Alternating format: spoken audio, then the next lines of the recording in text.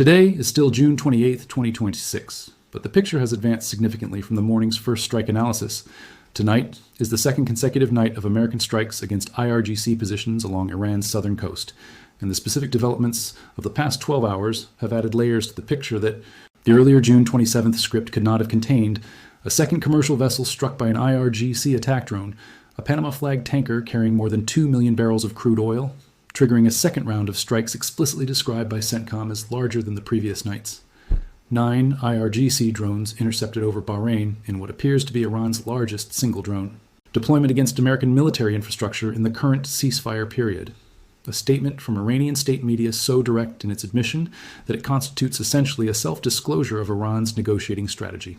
62 of the 86 members of the Assembly of Experts signing a letter establishing non-negotiable red lines that contradict every provision the Swiss talks were designed to advance, and a Trump statement that, for the first time, specifically named the Islamic Republic of Iran, rather than simply Iran, as the entity that would no longer exist if American military action were to complete what it started, a phrasing distinction that this analysis will examine as significant rather than treating as rhetorical. Let's back all the way up. Because to understand why a second vessel being struck, a second night of strikes executing, 9 drones being intercepted over Bahrain, 62 Assembly of Experts members demanding Iran never negotiate nuclear or Hormuz terms, Iranian state media confirming those negotiations are being used to gain time and resources, and Trump's specifically regime-targeted language all occur on the same evening, is not to document parallel events, but to understand how each element feeds every other. The hardline assembly letter constrains the pragmatic negotiators' room. The pragmatic negotiators' constraint is confirmed by the state media admission. The admission validates Trump's assessment of negotiating in bad faith. That assessment produces a language shift toward regime targeting rather than behavior targeting. And the language shift arrives on the same night that the IRGC launches a second vessel attack that makes the language's context unmistakable. Here's the complete picture as it stands on June 27, 2026, as the second night of strikes develops. A Panama-flagged oil tanker carrying more than 2 million barrels of crude oil was struck by an IRGC one-way attack drone at approximately 4:30 a.m. Eastern Time while transiting the Strait of Hormuz corridor. This occurred after Iran had already been given the opportunity, in CENTCOM's own characterization, to honor the ceasefire agreement following the previous day's ever-lovely attack. CENTCOM's specific statement text for the second night strikes: U.S. Central Command forces conducted additional strikes against multiple targets in Iran at the Commander-in-Chief's direction after yesterday's U.S. strikes in response to the Iranian attack on the ever-lovely vessel. Iran was given a chance to honor the ceasefire agreement, but elected not to when its forces launched a one-way attack drone that hit another vessel this morning. CENTCOM forces launched strikes today in a direct response to continued Iranian aggression against commercial shipping. U.S. military aircraft targeted Iranian military surveillance infrastructure, communication systems, air defense sites, drone storage facilities, and mine layer capabilities. Commercial vessel transits through the strait continue. U.S. forces remain vigilant, lethal, and ready. The second night's strikes were described as larger than the first night's, extending to additional targets, including the Kish Island area and Bandar e Lenga, alongside the previously struck Sirik, Bandar Abbas, and other coastal locations. Iran launched at least 9 drones at Bahrain, targeting the territory housing the U.S. Fifth Fleet Naval Headquarters. All 9 were intercepted with no casualties. Bahrain's foreign ministry issued a formal statement characterizing the attacks as a blatant violation of Bahrain's sovereignty, a flagrant threat to the security of citizens and residents, and a blatant breach of international norms.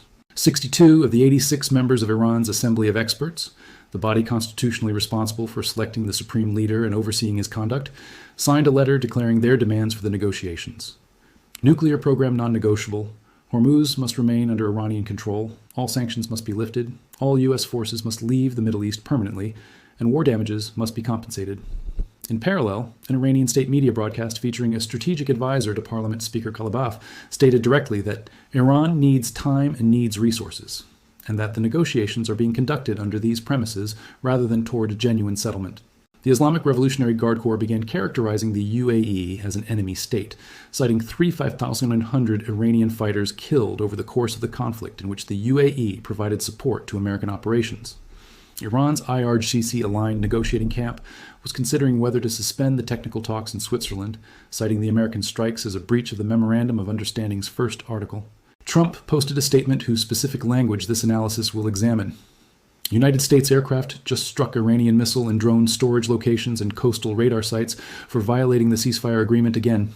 It is very possible that they will never learn. There may come a point when we are no longer able to be reasonable and will be forced to militarily complete the job that we very successfully started. If that happens, the Islamic Republic of Iran will no longer exist. In Lebanon, Hezbollah militants were blocking highways, including the road leading to Beirut's international airport, burning Lebanon First billboards that had replaced pro-Iranian placards, and mobilizing what observers characterized as preparations for a civil war confrontation with the Lebanese government over a reported Lebanon-Israel disarmament framework. Israeli Prime Minister Netanyahu stated publicly that Israel would remain in its southern Lebanon security zone, and, in a notably blunt formulation, said, "Who cares about the political consequences regarding continued operations against Hezbollah?" That is the complete picture from June 27th's evening reporting. Now let's take it apart, layer by layer. The Panama tanker and the second night strike sequence established the most operationally specific pattern this conflict has produced. An attack, a stated chance to honor the ceasefire period, a second attack within that period, and a larger second night response. This is not the ambiguous tit-for-tat cycle this analysis has previously documented, where the causation between Iranian action and American response required some inferential work. CENTCOM's statement explicitly sequences the events in causal order. Ever Lovely struck, chance given. Panama tanker struck anyway. Second round of larger strikes executed. This sequencing is the operational expression of Vance's "violence will be met with violence" policy statement, applied consistently across 2 consecutive nights, and described publicly in terms whose clarity makes both the causal logic and the proportionality calculation visible to every actor with any stake in what the ceasefire means.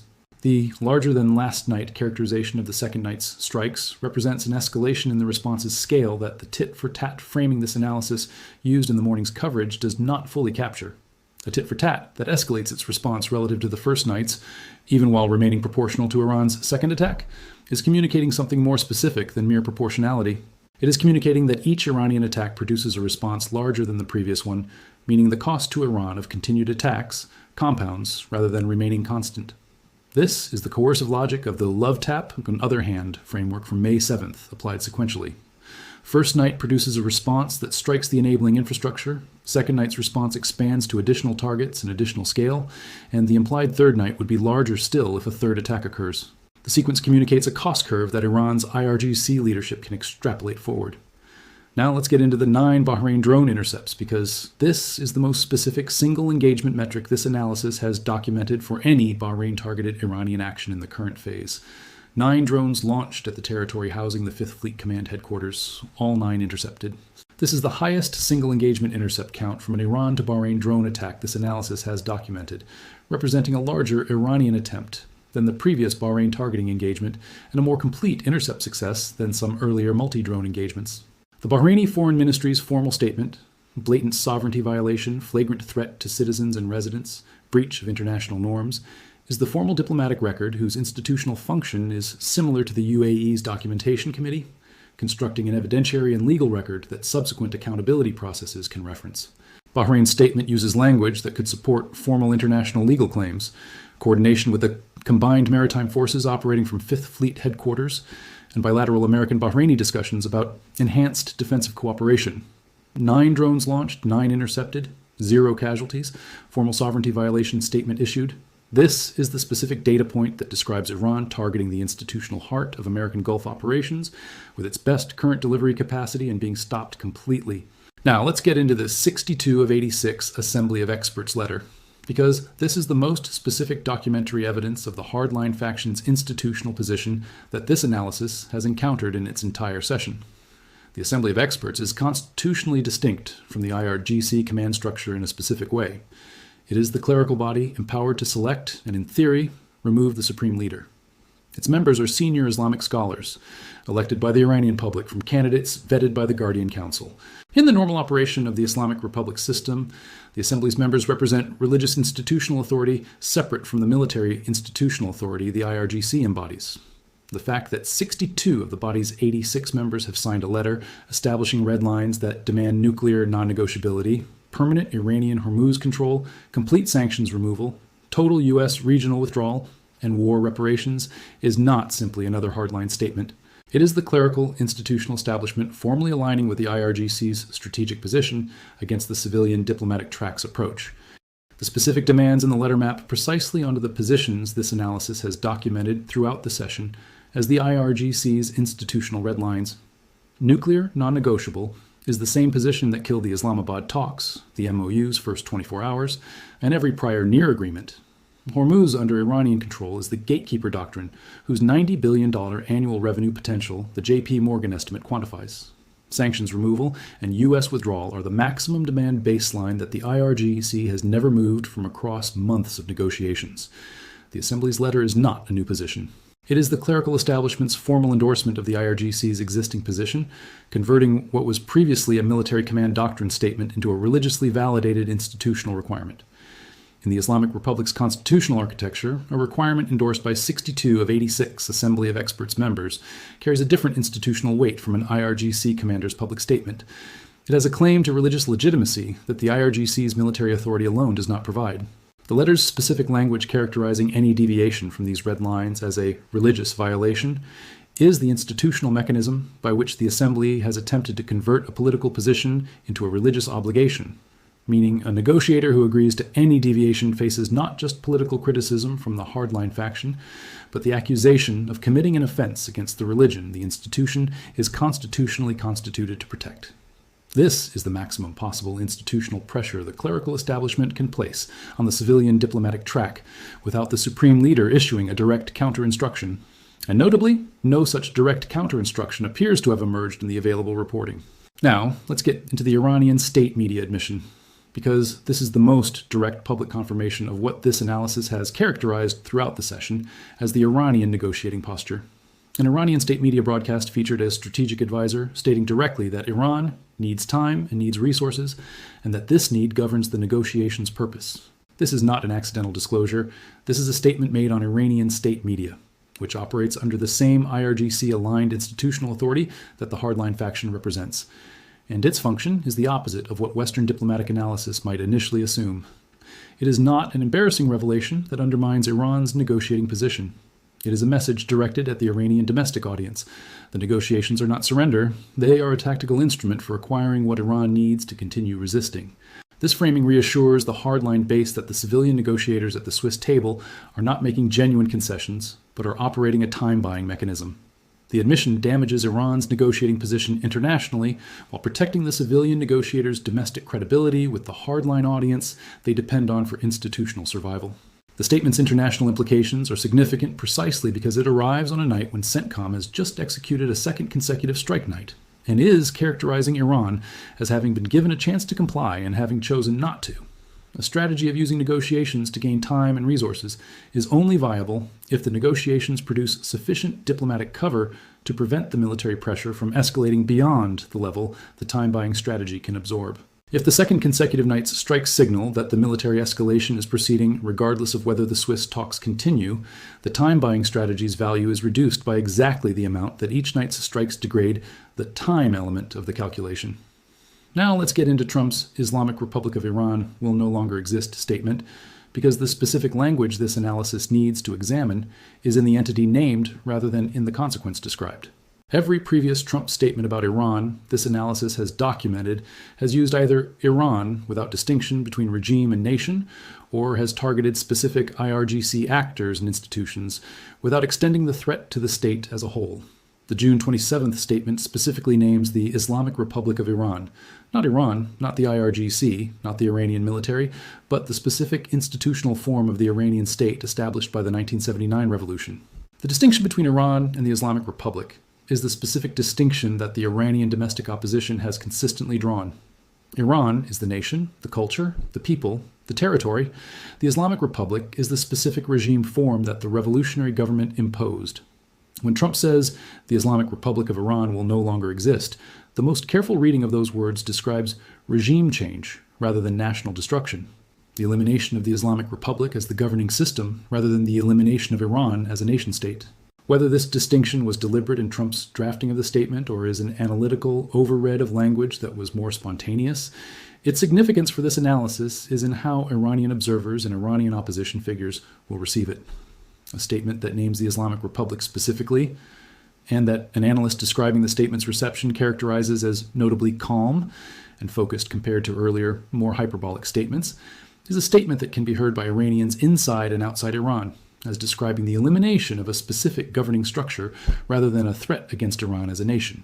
The successfully started language that precedes it connects to the February 28th strikes that eliminated the supreme leader and senior command, the operation that began the institutional degradation, whose continuation this statement describes as the remaining option if the current approach fails. Now let's get into the Lebanon-Israel disarmament framework and Hezbollah's response, because this threat has been present in prior coverage, but has now developed to a point this analysis has not previously examined in full. A framework for Lebanon-Israel coordination to disarm Hezbollah has been described as agreed in principle, with Israeli Prime Minister Netanyahu thanking both Trump and Secretary of State Rubio by name for their contributions, with particular emphasis on Rubio's diplomatic role in achieving more rapid progress than previous Secretaries of State. Netanyahu's statement that Israel will remain in its southern Lebanon security zone regardless of political consequences, his description of that zone's maintenance as a huge achievement, and his commitment to return if Lebanese-Israeli disarmament progress stalls, all describe an Israeli government that has obtained the security buffer. This analysis's prior coverage documented as its non-negotiable condition, and that will not withdraw from it based on any MOU provision, whose enforcement depends on Hezbollah's compliance. Hezbollah's response is the predictable institutional expression of an organization that this analysis has documented throughout as existing to resist exactly what the Lebanon-Israel framework is attempting. Hezbollah MP Hassan Fadlallah stated that the Lebanese government cannot enforce the disarmament agreement without Hezbollah, that Hezbollah will hold its weapons, and that implementation will be blocked. Hezbollah militants blocking highways, including the route to Beirut's international airport, burning Lebanon First billboards that had replaced pro-Iranian materials, and engaging in what observers describe as preparations for civil confrontation with the Lebanese government describe an organization that is activating its domestic, political, and coercive capacity in response to a diplomatic development it views as an existential threat. The civil war framing, Hezbollah preparing to confront the Lebanese government by force over the disarmament framework, is the domestic analog of the IRGC's pattern this analysis has documented in Iran, when the diplomatic track produces results that threaten the organization's fundamental interests. The military track activates regardless of what the diplomatic track's representatives have agreed to. Now, let's get into the Ghalibaf under-pressure dynamic that the state media broadcast reveals, because this is a specific development in the internal Iranian political situation, whose significance extends beyond the general civilian IRGC authority gap this analysis has documented throughout. Ghalibaf's role in the Swiss talks places him at the intersection of two institutional pressures that are now actively pulling in opposite directions. As parliament speaker, he is one of the senior civilian officials with nominal authority over Iranian state decisions independent of the IRGC command structure. The same constitutional position that should, in theory, give the civilian diplomatic track some institutional weight in the negotiations. But the same hardline IRGC-aligned factions that have constituted the authority gap throughout this analysis have now reportedly been hunting Ghalibaf's own advisors, with his strategic advisor sent to state media to deliver a harder-line message specifically to demonstrate that Ghalibaf is not making unauthorized concessions. The pattern is the same one this analysis documented in connection with Araghchi's execution demands from IRGC hardliners after the June 14th ceasefire extension. Civilian officials who appear in negotiations are simultaneously the negotiators and the objects of institutional intimidation by the factions that oppose any agreement on the terms being discussed. A negotiator who must send his advisor to national television to prove he is not actually negotiating is not in a negotiating position that produces durable agreements. He is in a survival position that produces the time-buying conduct the state media admission then confirms. The IRGC's stated consideration of suspending the Swiss talks in response to the American strikes is the institutional expression of the same pressure applied to the talks themselves rather than to their representatives. If the strikes constitute a breach of the MOU's first article, which the IRGC asserts, then suspending the talks is not simply walking away from negotiations, but asserting that the American side terminated them first by violating the agreement's terms. This framing attempts to convert what would otherwise be Iran walking away from its own ceasefire commitments into the United States, breaching its ceasefire obligations, and thereby releasing Iran from its own. It is the same false pretext architecture the IRGC applied to the ever-lovely attack, retaliation for warmongering U.S. regime, applied now at the diplomatic level, positioning the response as the justified counter to American aggression rather than as the continuation of Iranian noncompliance. Now, let's get into the IRGC's UAE enemy state escalation, because this is a development whose significance for the coalition architectures this analysis has documented in prior coverage deserves explicit examination. officially declaring the UAE an enemy state, citing 3,500 IRGC fighters killed with UAE assistance to American operations, is the IRGC converting its factual assessment of the UAE's operational role into a formal diplomatic category change. This matters because the UAE is simultaneously a Gulf Cooperation Council member, a host of American military forces, a party to Abraham Accords normalization with Israel, a country whose formal documentation committee is building legal accountability cases against Iran, and a nation whose Fujairah pipeline has permanently altered the Hormuz closure threat's leverage. Designating the UAE as an enemy state formally eliminates the residual diplomatic ambiguity that had allowed the IRGC to characterize its operations as targeting American forces and leaving Arab states as neutral parties. The UAE's national security posture, the PSE-3 MSE batteries, the THAAD agreement, the intelligence integration with Israeli radar networks that this analysis documented in the pre-conflict assessment script, was already operating on the assumption that Iran was an adversary. The IRGC's enemy state declaration converts that assumption into a mutual formal designation, with implications for how each side's military planning treats the other's territory and forces. Now, let's get into the Lebanon-Israel framework's specific significance for the simultaneous multi-front picture, because this is the thread that connects the Lebanon situation to the Iran negotiating dynamics rather than treating them as separate stories. The MOU's Lebanon withdrawal provision, the clause that Israel formally rejected within hours of the agreement's signing, and that has been the stated justification for every IRGC strait closure since, depended on a specific assumption, that the Lebanon front could be separated from the Iran nuclear front, allowing a Lebanon-specific ceasefire to be achieved that would remove the IRGC's justification for strait closure, while the nuclear question was addressed separately. The Lebanon-Israel disarmament framework that Netanyahu is now thanking Rubio for is a different approach to the same underlying problem. Not asking Israel to withdraw from the security buffer and trust Hezbollah to stop threatening northern communities, but coordinating Israel with Lebanon's government to jointly disarm Hezbollah, with Israel maintaining the buffer until that disarmament achieves sufficient progress to make the buffer's continuation unnecessary. If this framework advances, and Hezbollah's highway blockades and billboard burnings are the first indicators of the coercive resistance it will face, it addresses the Lebanon problem not by requiring Israeli concessions to Hezbollah, but by requiring Lebanese government action against Hezbollah. That is structurally different from what the MOU's Lebanon provision required.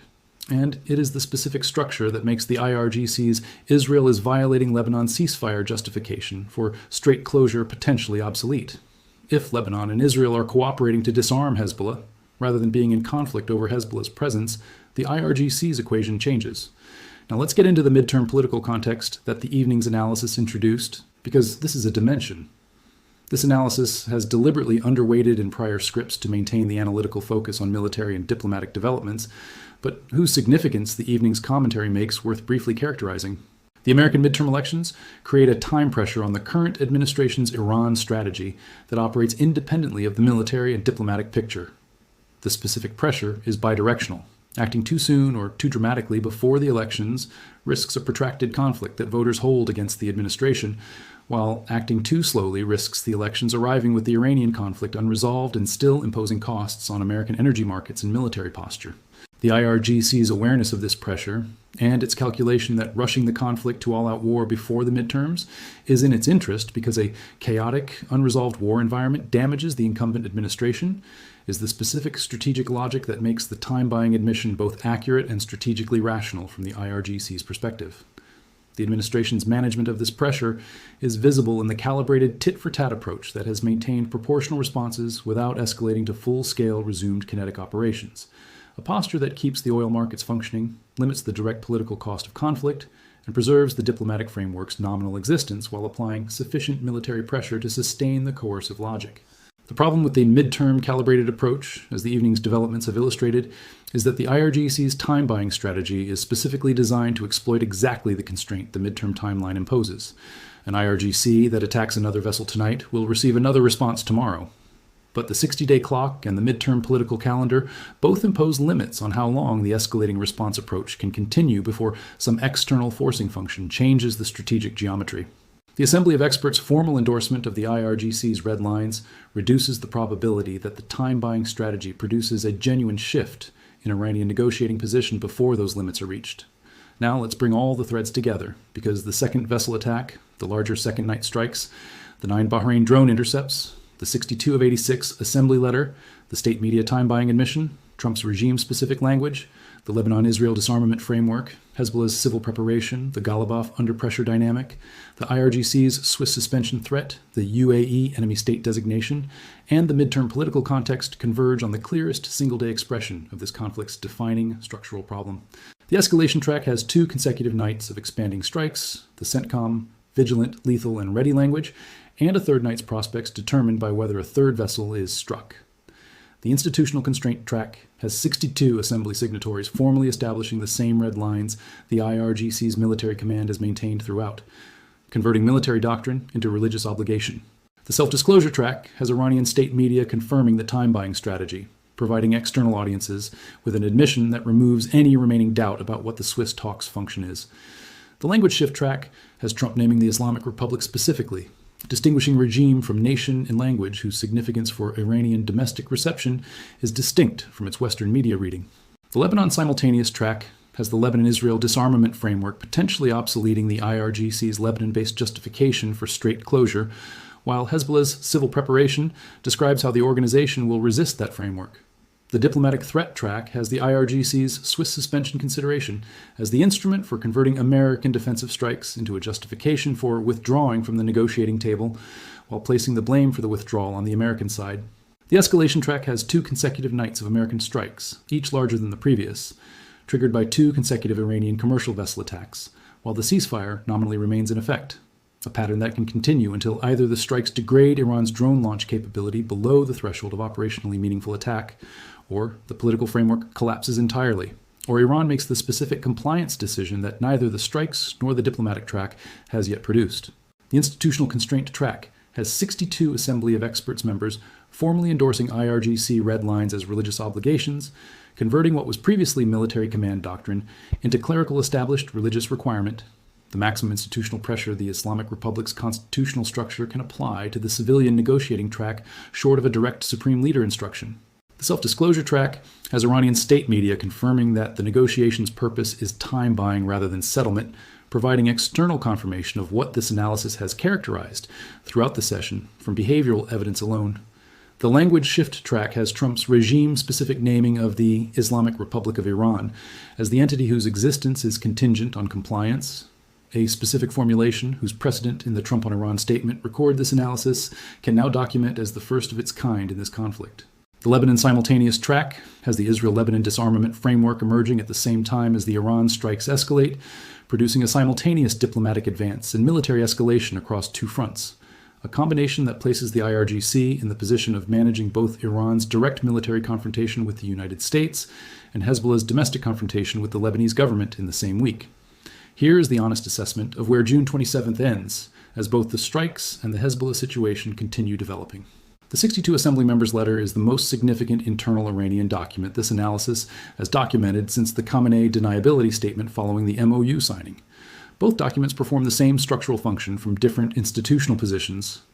The Khamenei statement positioned the supreme leader as never having genuinely wanted the agreement, and the Assembly letter establishes the clerical institution as having formally endorsed the IRGC's position that the agreement's most important provisions are non-negotiable.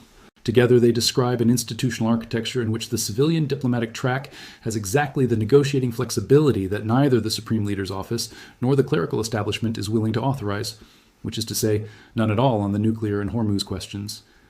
There are 2 interpretations of where the second consecutive night of escalating strikes leads. The first is that the escalating cost curve the second night's larger than last night characterization describes is the specific mechanism that the coercive diplomacy theory requires to work. Iran's IRGC leadership, experiencing that each additional attack produces a response larger than the previous one until the accumulated cost of the escalation cycle crosses the threshold that the time-buying strategy can no longer absorb, forcing the specific capitulation on nuclear and Hormuz, terms that neither clerical nor military institutional pressure has yet been able to prevent. The second is that the Assembly letter's formal religious framing of the red lines, combined with the state media admission that the negotiations are a time-buying instrument rather than a genuine settlement process, combined with Hezbollah's civil war preparation in Lebanon, combined with the IRGC's consideration of suspending the Swiss talks, describes an institutional landscape in which no amount of escalating nightly strikes will produce the required capitulation before some other variable. The American midterms, a third country intervention, an Israeli escalation against Lebanon, changes the fundamental geometry of the situation in a way the current tit-for-tat cycle cannot produce on its own timeline. Both interpretations agree on the same specific fact that the June 27th evening picture has clarified beyond what the morning's analysis could establish. The clerical establishment has formally aligned with the military establishment on the positions this analysis has identified as the resolution boundary throughout the entire session. The gap between what the civilian diplomatic track can agree to and what the institutions empowered to veto any agreement are willing to accept has not closed. It has been formalized, documented in writing by 62 signatories, given a religious sanction, and delivered to the Swiss negotiating delegation as the explicit constraint within which they are authorized to operate. The Swiss talks technical framework, the deconfliction hotline, the roadmap, the 60-day clock, all of those exist inside a space that 62 of the 86 members of the body that selects and oversees the supreme leader have now formally described as the space within which settlement is impossible.